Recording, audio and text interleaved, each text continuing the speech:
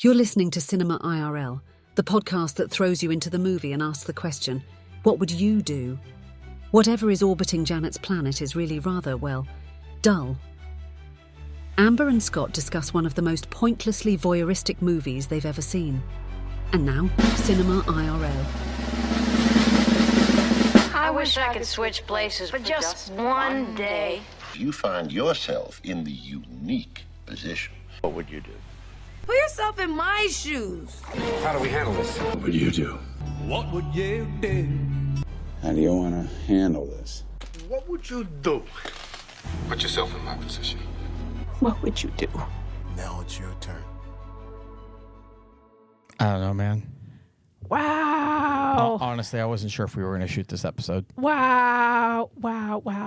Okay, so we are talking about Janet Planet. Janet Planet. I'm going to read the description here. I'm going to read the longer version just so I can rail a little bit more. Here we go. In rural western Massachusetts, 11-year-old Lacey spends the summer of 1991 at home, enthralled by her own imagination and the attention of her mother, Janet. As the months pass, 3 visitors enter their orbit, all captivated by Janet and her spellbinding nature. In her solitary moments, Lacey inhabits an inner world so extraordinarily detailed that it begins to seep into the outside world. Pulitzer Prize-winning playwright Annie Baker captures a child's experience of time passing and the ineffability of a daughter falling out of love with her mother. Okay, so this description alone angers me because it is so misleading. There was no inner world extraordinarily detailed. There was no ineffability of a daughter falling out of love with her mother. There was no spellbinding nature. There was this movie description makes me want to throw things. Yeah, so false. Definitely false. I don't know, man. Like, listen, the 2 ladies gave very good performances. They were great actors. I would love to see anything that's got them in it. Except this. Oh my gosh. We are not a movie review show. Usually we tell you to hit the pause and go and see the movie so it won't ruin things for you. But we're just going to tell you don't. Don't save 2 hours of your life. Go live your life. Do something wonderful. But do not sit in the movie theater watching this. It was not bad. It was just so freaking boring. What the heck was the point of me just being voyeuristic about a mom and her daughter having the most extraordinarily boring lives, even though 3 strangers happened to cross their paths? It wasn't 3 strangers. The first one was the dude she'd been dating for 3 years. The second one... No, I don't... Oh, do you think that was the same guy? I thought she was referring to a past boyfriend. No, I think it was that guy. I don't know. Then the second one he was lucky like to have gotten out of the film when he did. The second one was like her childhood friend, and the third one was the person that the childhood friend had most recently been dating. Yeah, the cult leader. And you would think that would make it interesting, but no, the most boring cult leader in the history of cult leaders. And then all of a sudden, right at the end, when he disappears, like he's out there with her for a picnic, and then he's not. Which makes you wonder, was he there? Was he not there? What the heck happened? Was it just sloppy editing? You don't freaking know because half of the movie was just pointless. Most of the movie. What am I saying? Half the movie. It wasn't sloppy editing. No, they definitely did something, and the hell if I know what.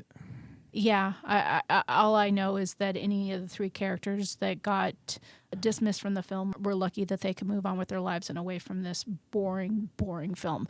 But we're not a movie review show. No, we're not. We asked the question, and the question I ask of you right now, Amber, what would you do? So as our listeners know, we usually look at one of the characters or circumstances in a film and we say, what would I do if I was in that situation?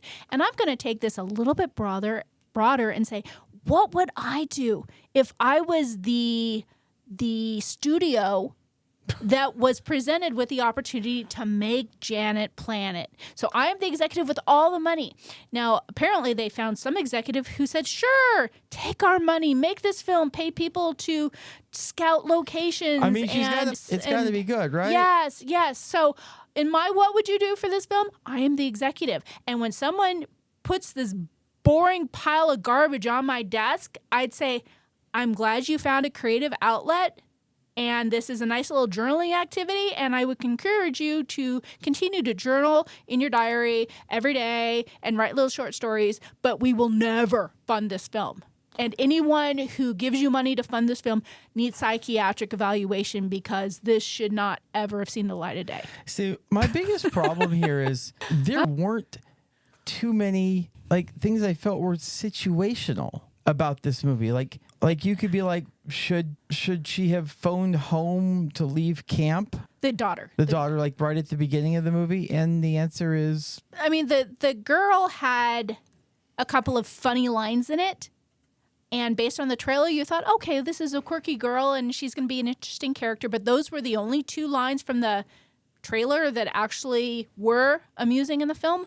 Other than that, we get watching the microwave, heating something up for about a minute. We get prolonged times of just seeing the wind blow. It was... Oh, there were several shots of just ceiling fans. Yes. Oh my gosh, so many fans. The fan should have actually gotten top billing because there were so many fans in every room. In every room, you had a moving fan, a ceiling fan. Even when you went to the cult leader's place, you saw a ceiling fan. I don't know what these people's obsession was with fans. I'm not a fan of the fans. I actually now actively hate fans. I feel very strongly. As worked up as you were about Ezra, that's how worked up I am about Janet Planet. Yeah, but we're worked up for very different reasons. Yes. You were worked up for the misrepresentation of... Yeah. If you haven't seen the episode, go back and watch the episode. Yeah, exactly. But no. So yes, my what would you do?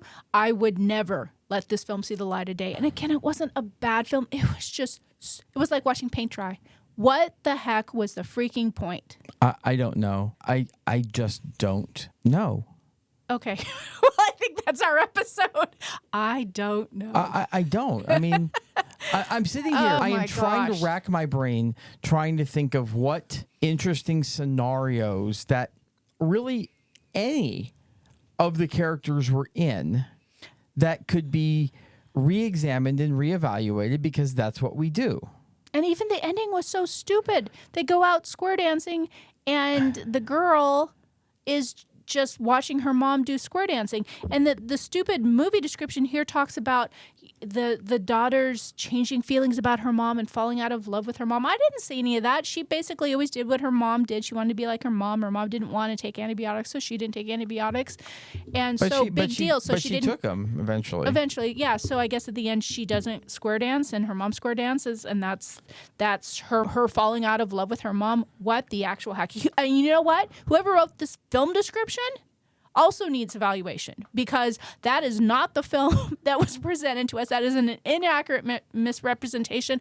I feel misled by the movie description. I feel misled by the trailer. I feel betrayed by the studio that funded this film. Listen, we are going heavily into election season, so I expect to see lies everywhere. I just don't expect them in my movie descriptions. Yeah. All right. Well, that's all I got. Yeah, I'd like to give you something better. I really would. But the characters were mostly uninteresting, and I just didn't connect with really any. I mean, maybe the daughter a little bit, but even then, it's not like there's any. I mean, the movie's very voyeuristic, but there's a whole little montage of the daughter opening up, I don't know if it was juice or milk or whatever, and pouring it. Way longer than was needed. It wasn't artistic. It was just boring. Though I would like to know, this seems to be a trend I'm seeing in some movies lately of them just spending way too damn long on things that are mundane and boring. You know what, though? You can do that, and you can do it well, because if you are a fan of anyone listening, I know you didn't watch this, but if anyone's a fan of Better Call Saul, they had long montages where there was frequently no dialogue, and it was slow, but it was at least engaging. So I know it's possible to do that. All I can say is I wasted 2 hours of my life watching that boring film, and we are at 10 minutes, and I don't want to waste another minute of my life in Janet Planet World. Yeah, we were going to walk out, I want a spaceship to get the heck off of Janet's planet. We hope you enjoyed our episode. Thank you for listening. And to catch all the new episodes, please subscribe. We release 2 to 3 episodes weekly, so we'll have new content regularly. Until next time.